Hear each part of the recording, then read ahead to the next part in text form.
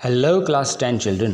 तो बच्चों, पिछली वीडियो में हमने क्या पढ़ा था इस चैप्टर में, जिसका नाम है rise of nationalism in Europe, history का चैप्टर नंबर 1। पिछली वीडियो में हमने पढ़ा था rise of nationalism in Europe में ये पेंटिंग जो फ्रेडरिक सोरियो ने बनाई थी, ठीक, जिससे हमें उनकी नेशनलिज्म की फीलिंग्स का पता चलता है। उसके बाद हमने पढ़ा था what is a nation. Ernest Renan ने एक लेक्चर दिया था सबर्न यूनिवर्सिटी में। ये दो चीज़ें हमने पढ़ी थी। चलो अब हम आज का काम शुरू करते हैं। तो आज हम क्या पढ़ेंगे बच्चों? आज हम पढ़ेंगे फर्स्ट यूनिट इस चैप्टर की, ठीक है। फर्स्ट यूनिट का नाम क्या है भाई? नाम है French revolution and the idea of the nation, ठीक। इसको समझेंगे कि भाई फ्रेंच रेवोल्यूशन जो कि आप क्लास 9th में पढ़ कर आए हो, ठीक।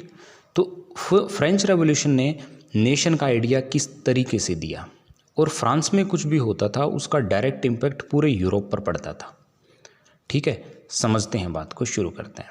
देखो बच्चों, the first clear expression of nationalism came with the French revolution in 1789। 1789 में फ्रेंच रेवोल्यूशन होता है। आपको पता है वो हुआ था फ्रेंच रेवोल्यूशन।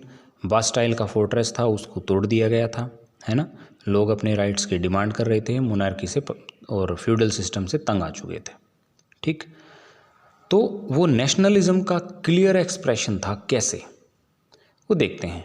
एक्चुअली पहले इसकी भूमिका देख लेते हैं, इसके साथ और क्या क्या हुआ, फ्रेंच रेवोल्यूशन के साथ क्या क्या हुआ। तो फुल फ्लेज टेरिटोरियल स्टेट था उससे पहले, 1789 से पहले एक एब्सोल्यूट मोनार्च के अंडर था, यानी कि एक ऐसा राजा जो एब्सोल्यूट था, अपनी पावर को एक्सरसाइज करता था बिना किसी क्वेश्चन के, कोई उस पर सवाल नहीं उठा सकता था, ठीक है। तो एब्सोल्यूट मोनार्च के अंडर में था फ्रांस। उसके बाद 1789 में उन्होंने क्रांति कर दी। अब फ्रेंच रेवोल्यूशन है lead to the transfer of sovereignty from monarchy to the body of French citizen. Power shift हो गया बच्चों। पहले पावर मोनार्च राजा के हाथ में थी, अब पावर किसके हाथ में चली गई? एक ऐसी बॉडी के हाथ में चली गई जो सिटीजन ने इलेक्ट की है ना। आपने पढ़ा था ना नेशनल असेंबली के बारे में, वो अब कानून बनाएगी कुछ इस तरीके से। तो ये सब हुआ, पावर शिफ्ट हो गया फ्रेंच रेवोल्यूशन के बाद। अब इस रेवोल्यूशन ने ये प्रोक्लेम किया, ये डिसाइड किया कि अब इस देश का जो है भविष्य जो है ना, इस नेशन को शेप देने का काम कौन करेगा? इसके नागरिक करेंगे, सिटीजन करेंगे, ठीक। तो इस तरीके से फ्रांस में एक क्रांति होती है। पावर जो है वो राजा से हटकर लोगों के हाथ में आती है, लोगों की चुनी हुई असेंबली के हाथ में। तो चीज़ें काफ़ी हद तक बदल जाती हैं और नेशनलिज्म की क्लियर एक्सप्रेशन देती है ये फ्रेंच रेवोल्यूशन। कैसे, वो समझते हैं। तो अब आप यहाँ पे आ जाओ, सेंस ऑफ कलेक्टिव आइडेंटिटी। क्या है ये कलेक्टिव आइडेंटिटी? कलेक्टिव आइडेंटिटी का मतलब है जब लोग अपने आप को एक समझना शुरू करें, है ना। अपनी आइडेंटिटी को एक जैसा देखें कि भाई हम सब फ्रांस के लोग हैं, हम कोई हमारे सोशल ग्रुप्स अलग अलग बेशक से हों लेकिन हम फ्रेंच पीपल हैं, ठीक है। हमारा ये राष्ट्रीय गान है, हम इस एक झंडे के नीचे रहेंगे, ठीक है, और हम सब इस एक गवर्निंग स्टाइल से चलेंगे। एक कलेक्टिव सेंस उनमें डेवलप हुई। आप नेशनलिज्म इंडिया में भी ये कॉन्सेप्ट पढ़ेंगे, सेंस ऑफ कलेक्टिव बिलोंगिंग, है ना। तो आप चीज़ों को रिलेट करते हुए पढ़ सकते हैं, एक अच्छी समझ बनेगी। From the very beginning, French revolutionaries introduced various measures and practices that could create a sense of collective identity amongst the French people। मतलब कि शुरू से ही फ्रांस के जो क्रांतिकारी थे, जो क्रांति लेकर आए, वो लोग ऐसे ऐसे काम कर रहे थे जिनमें लोगों में ना एक कलेक्टिव बिलोंगिंग की सेंस जनरेट हो कि हम सब एक हैं। अब क्या थी वो चीज़ें, देखते हैं। पहला पॉइंट देखो, आइडियाज़ ऑफ ला पैट्री। ला पैट्री का मतलब है फादरलैंड, और ली सितोयन मतलब द सिटीजन। तो ला पैट्री, हमारे इंडिया में हम लोग क्या बोलते हैं? मदरलैंड, मातृभूमि, है ना। उन लोगों ने थोड़ा डिफरेंस के साथ अडॉप्ट किया फादरलैंड, ठीक। यानी कि फादरलैंड एक पिता की भूमि, यानी कि ये सारी हमारी भूमि है और हम सब यहाँ इसके संतान हैं। और ली सितोयन यानी कि वो अब प्रजा नहीं, नागरिक हो चुके हैं सारे लोग फ्रांस के। emphasized the notion of united community, सब एक हैं, enjoying इक्वल राइट्स enjoy करेंगे अंडर अ कॉन्स्टिट्यूशन, और एक कॉन्स्टिट्यूशन होगा। ठीक, ये वाली बात हुई। तो ला पैट्री फादरलैंड, ली सितोयन द सिटीजन, और यूनाइटेड कम्युनिटी इक्वल राइट्स, और सारे किसके अकॉर्डिंग होंगे? एक कॉन्स्टिट्यूशन के अकॉर्डिंग होंगे। तो पहला बुलेट पॉइंट आई थिंक आपको क्लियर हो गया होगा, यानी कि ये जो वर्ड्स हैं ये सारे उनकी एक कॉमन आइडेंटिटी, कलेक्टिव आइडेंटिटी को शो कर रहे हैं। दूसरा पॉइंट देखो, न्यू फ्लैग, एक नया फ्लैग ट्री कलर उन्होंने डिज़ाइन किया, आप फोटो में देख सकते हो। और उनके 3 कलर आपको याद है ना, फ्रेंच रेवोल्यूशन में पढ़ा था, ब्लू, वाइट, रेड, ये 3 थे। ठीक है, और जो रॉयल जो फ्लैग था उसको, रॉयल स्टैंडर्ड को रिप्लेस कर दिया गया। ये फ्लैग उन्होंने अपना बना लिया, पूरे देश का एक झंडा। अब उसके बाद देखो स्टेट्स जनरल, याद है स्टेट जनरल, वो असेंबली जो राजा बुलाता था नए टैक्स लगाने के लिए। तीनों स्टेट से लोग आते थे, फर्स्ट स्टेट, सेकंड स्टेट और थर्ड स्टेट से। तो यहाँ पे ये जो है ना स्टेट्स जनरल की ये बॉडी अब ये नहीं रही, अब उन्होंने एक एक्टिव सिटीजन की बॉडी बनाई और जिसका नाम रखा नेशनल असेंबली, है ना, जो देश को संभालेगी। तो नेशनल असेंबली उन्होंने बनाई जो राजा की पावर को लिमिट करेगी, है ना। तो ये उन्होंने बना दी नेशनल असेंबली। तो नेशनल असेंबली किसको रिप्रेजेंट कर रही है? पूरे देश को, है ना। ये सेंस ऑफ कलेक्टिव आइडेंटिटी का एक सिंबल है नेशनल असेंबली। ये जो नया फ्लैग है ये भी, और ला पैट्री फादरलैंड, ये जो वर्ड हैं, ली सितोयन द सिटीजन, ये सारे वर्ड एक सेंस ऑफ कलेक्टिव आइडेंटिटी को शो कर रहे हैं। ठीक है बच्चों। उसके बाद है न्यू हाइम्स वर कंपोज्ड, कुछ नए कविताएं गाने रचे गए। बिल्कुल होता है, जब कोई देश के लोग जो है एकजुट होना शुरू होते हैं तो वो नए कविताएं गाने बनाते हैं, वो भावनाएं उनके मन में आती हैं। इंडिया में भी ऐसा ही हुआ था, वहाँ भी ऐसा हुआ। ठीक है, लोगों ने कुछ न्यू हाइम्स, नए रिदम वाले गाने कविताएं बनाई। आपने क्लास 9 में एक पढ़ा था जिसका नाम था मार्शिले, है ना, मार्शिले, जो कि फ्रांस का अब नेशनल एंथम है, वो बनाया था पोइट रॉजर्ट दिलिस्ले ने, है ना। तो ये सब चीज़ें की और शपथ ली गई, ओथ ली गई, है ना। जो शहीद हैं, लोग शहीद भी हुए हैं, और ये सब किसके नाम पे हुआ? नेशन के नाम पे, देश के नाम पे।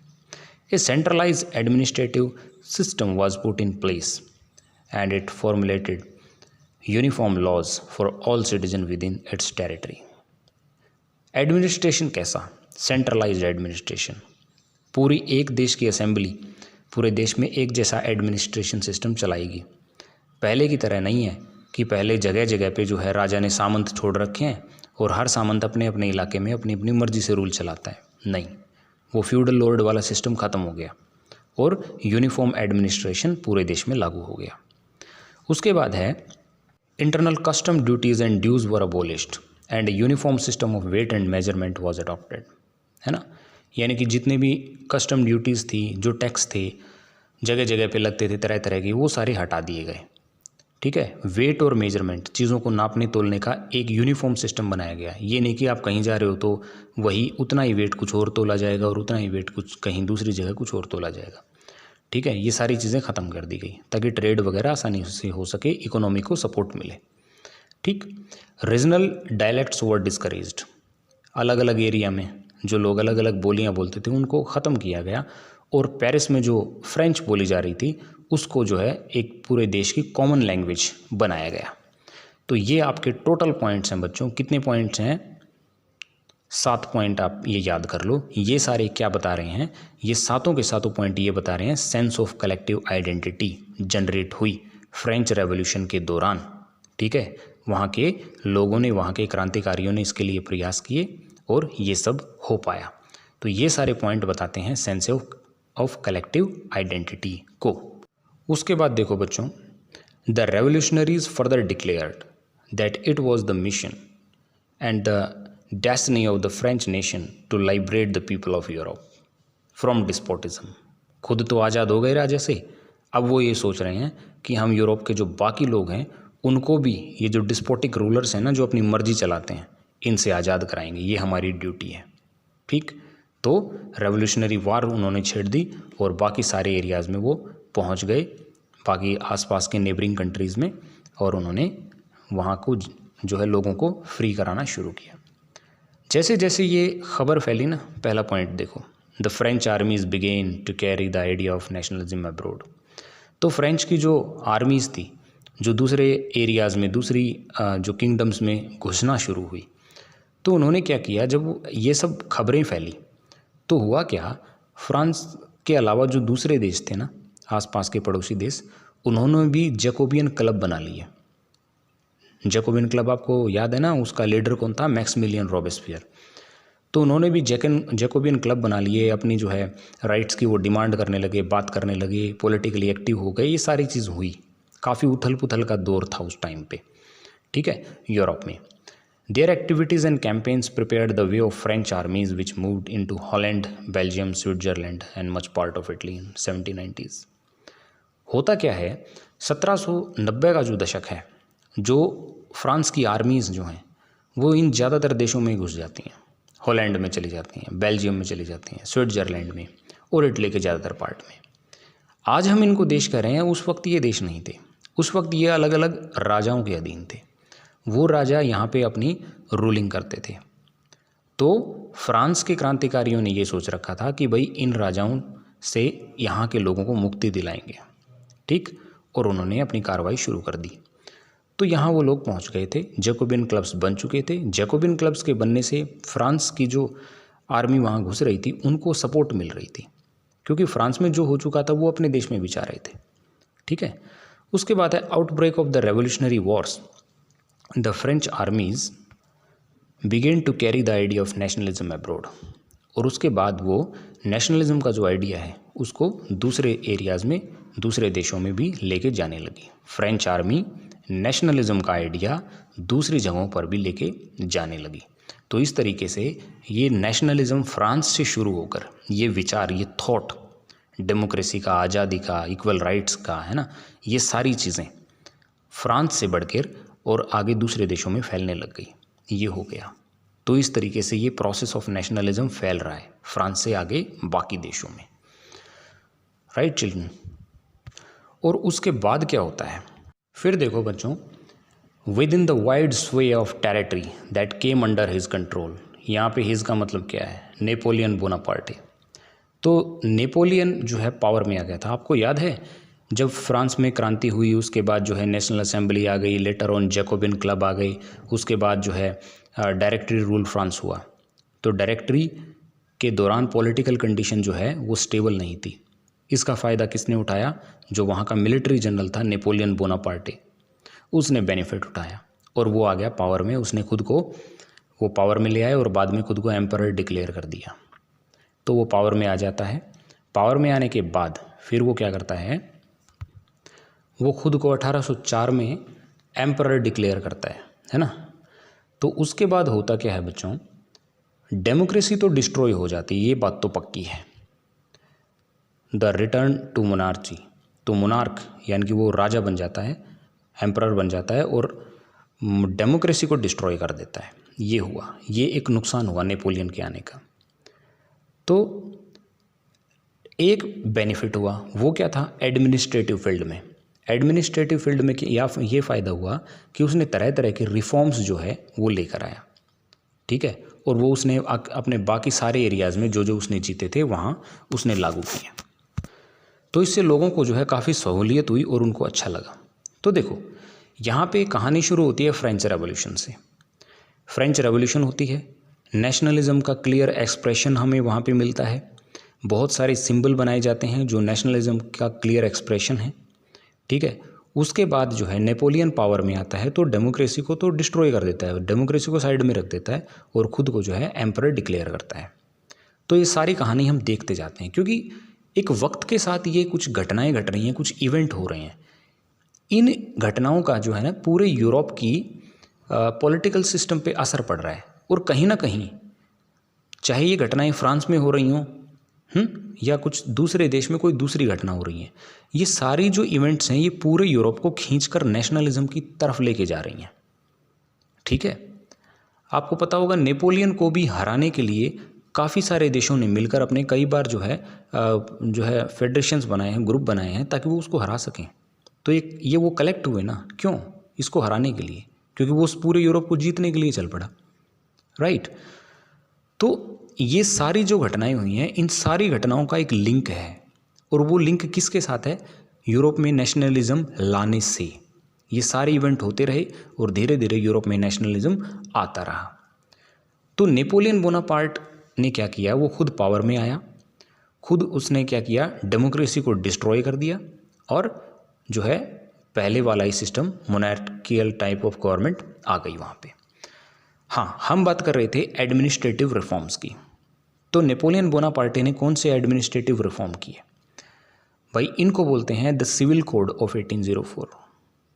नेपोलियन के civil code, usually known as Napoleon code. तो नेपोलियनिक कोड भी इनको बोलते हैं। क्या क्या काम किए उसने? चलो देख लेते हैं एक बार।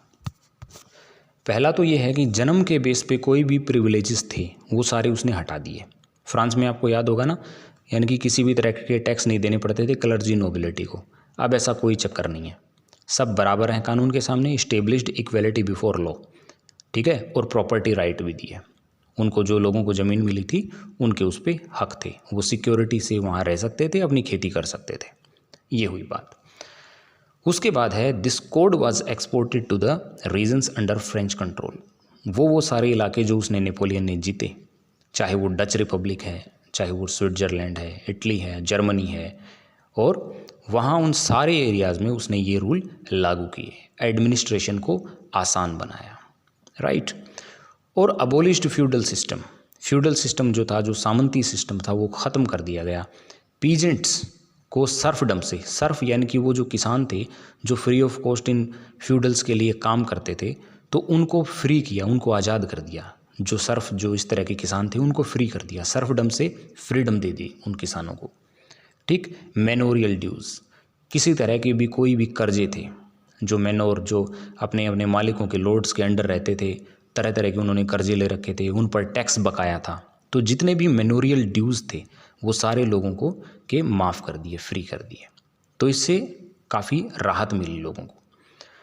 टाउन्स में, शहरों में क्या होती हैं भाई? आपने पढ़ा होगा गिल्ड्स होती हैं जो ट्रेड को रेगुलेट करती हैं। तो गिल्ड पे उन्होंने तरह तरह की, राजाओं ने रिस्ट्रिक्शन लगा के रखी थी, तो गिल्ड रिस्ट्रिक्शन सारी हटा दी गई। ये किया। ट्रांसपोर्ट कम्युनिकेशन है वो इम्प्रूव हुआ। जब कुछ एडवांसमेंट आएगा तो ये चीज़ें ऑटोमेटिकली इम्प्रूव हो जाएंगी, ठीक है। और जो पीजेंट्स हैं, आर्टिशन हैं, वर्कर्स हैं, यानी कि इस तरह के लोग, किसान हैं, आर्टिशन हैं, वर्कर्स वगैरह, फैक्ट्रियों में काम करने वाले, कुछ नए बिजनेसमैन हैं, है ना, छोटे कोई स्मॉल स्केल प्रोड्यूसर हैं, ये सारे लोग, इन्होंने नई नई जो आज़ादी मिली ना उसका मज़ा लिया कि भाई आज़ादी कुछ ऐसी होती है, रिस्ट्रिक्शंस इस तरीके से हट जाते हैं और मोनार्कियल सिस्टम ख़त्म हो जाता है। तो नेपोलियन के सिविल कोड से लोगों को अच्छा लगा, कुल मिला के उनके लाइफ में थोड़ा कंफर्ट आया, ठीक है, बेनिफिट हुआ।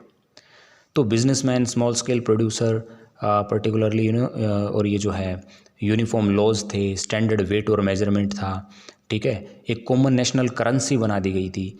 तो इन सब चीज़ों से जो है ट्रेड को, जो इकोनॉमिक ग्रोथ को जो है, पूरे देश की इकोनॉमिक ग्रोथ हुई, ट्रेड जो है एक्सेलरेट हुआ, उसको फ़ायदा मिला, ठीक है। तो ये सारे बेनिफिट हुए। तो ये हमने क्या डिस्कस किए हैं अभी? सिविल कोड के रूल्स, ठीक है, जिसे नेपोलियनिक कोड भी बोला जाता है, सिविल कोड ऑफ 1804 बोला जाता है।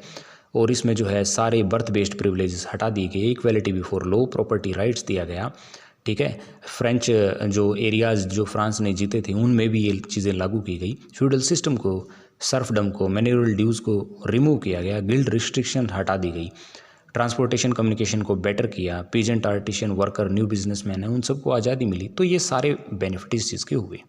लेकिन कुछ बाद में क्या होता है? French armies were welcomed as harbingers of liberty.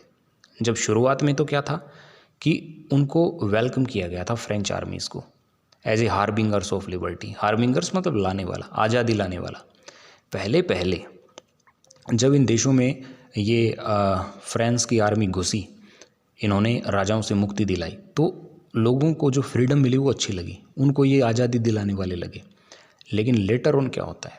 बाद में होता है इनिशियल एंथुसियाज्म सून टर्न्ड इनटू हॉस्टिलिटी। बाद में ये जो उनका जो जोश है ये दुश्मनी की भावना में बदल जाता है। ऐसा कैसे हुआ, क्यों हुआ, वो हम अभी पता लगाएंगे।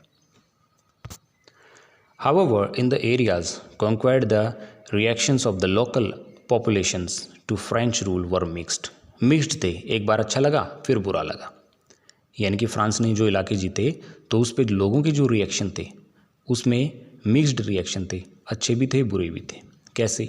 देखो, in many places such as Holland and Switzerland as well as in certain cities like Brussels, Mainz, Milan and Warsaw, Europe के जो शहर हैं यहाँ पे फ्रेंच आर्मीज़ को शुरू में वेलकम किया गया आज़ादी दिलाने वालों के रूप में। मैं बार बार आपको ये बात बता रहा हूँ।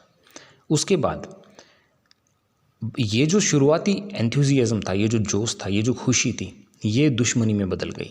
The initial enthusiasm soon turned into hostility and it became clear that the new administrative agreements did not go hand in hand and political freedom. तो ये जो सारे एडमिनिस्ट्रेटिव के रिफॉर्म हुए, ये सारे रिफॉर्म जो है अब उन लोगों को कम लगने लग गए। ठीक है, अब उनको ये सारी जो सुविधाएं मिली ये किन चीज़ों के सामने फीकी पड़ गई? इंक्रीज्ड टैक्सेशन, टैक्स बहुत ज़्यादा बढ़ चुका था। सेंसरशिप, नेपोलियन ने सेंसरशिप लगा दी, मेरे खिलाफ कोई नहीं बोलेगा, जो पहले राजाओं के टाइम में भी थी। फिर फ़र्क क्या रहा?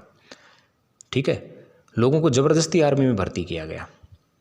ठीक, फोर्स्ड कंस्क्रिप्शन यानी कि जबरन भर्ती, तो ज़बरदस्ती लोगों को आर्मी में भर्ती किया गया पूरे यूरोप को जीतने की चाह में। ठीक है, तो French armies required to conquer the rest of the Europe, वही पूरे यूरोप को जीतने के लिए फ्रेंच आर्मीज़ में लोगों को जो है ज़बरदस्ती भरा। और all seem to overweight the advantages of administrative changes, यानी कि ये चीज़ें भारी पड़ गई एडमिनिस्ट्रेटिव चेंजेस पे, यानी कि इंक्रीज्ड टैक्स, बढ़ा हुआ टैक्स, सेंसरशिप, जबरन भर्ती, ये सारी चीज़ें लोगों को बुरे लगने लग गई नेपोलियनिक कोड की वजह। नेपोलियनिक जो कोड था वो हल्का पड़ गया, वो सुविधाएं कम रह गई और ये दिक्कतें लोगों को ज़्यादा महसूस होने लगी। तो अब जो है हुआ क्या कि सून टर्न इनटू हॉस्टिलिटी, यानी कि लोगों की भावनाएं नेपोलियन और उन सेनाओं के लिए दुश्मनी में बदल गई। तो बच्चों यहाँ तक हमने ये यूनिट 1 का कंसेप्ट किया है।